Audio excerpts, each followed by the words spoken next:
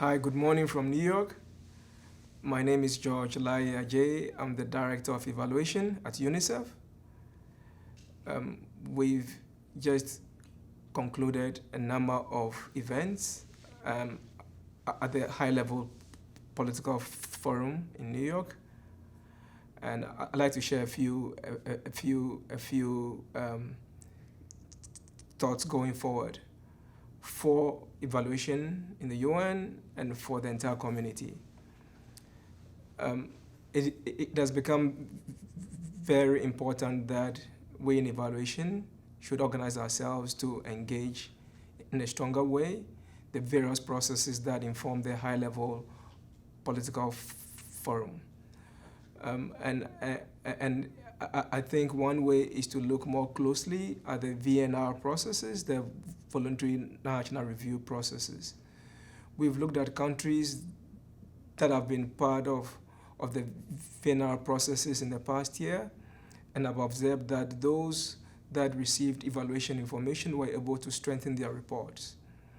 But all in all, very few reports refer to lessons on what worked and did not work in using tested evaluation approaches in the VNR reports. And I believe we in the evaluation community have a responsibility to help countries capture these dimensions of building the evidence base when discussing progress with their peers or at the HLPF. I also think that for evaluation to be able to do this, we need to consider two or three things. One is that we must combine our current approaches that look at programs and projects with approaches that help us evaluate how a country is doing with respect to the SDGs. Project-focused or program-focused evaluation approaches alone are not enough. And in fact, in many cases, these approaches don't apply to the way countries are conceiving SDG-focused evaluations at their level. So the community has a responsibility now and a challenge to come up with tools that promote country-led evaluations and specifically that reflect the ideals of the SDGs. The second lesson that I'd like to reflect on is how the evaluation community could help, again, transition from our usual approaches that take long to administer.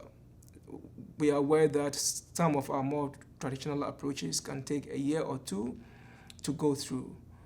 And in the context of the SDGs, we need more dynamic approaches. We need more inclusive approaches.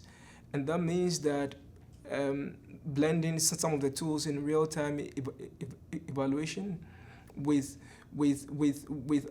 others that have a forward-looking dimension.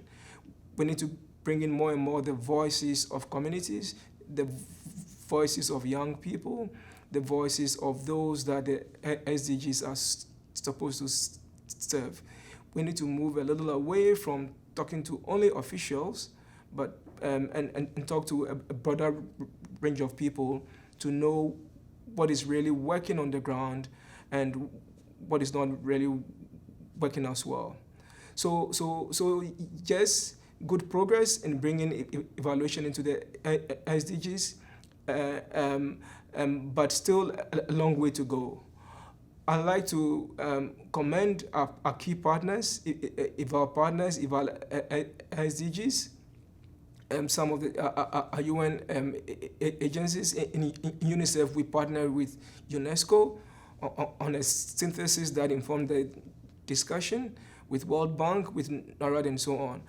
I think more and more are coming on board, and I wish to acknowledge some of the countries that are doing leading work: Nigeria, Mauritania, Finland, Germany, and a few others. So we look forward to all of us coming together to support the agenda And next year, around the same time, hopefully we'll be able to see more evaluation evidence in the reports that will go to the UN. I thank you.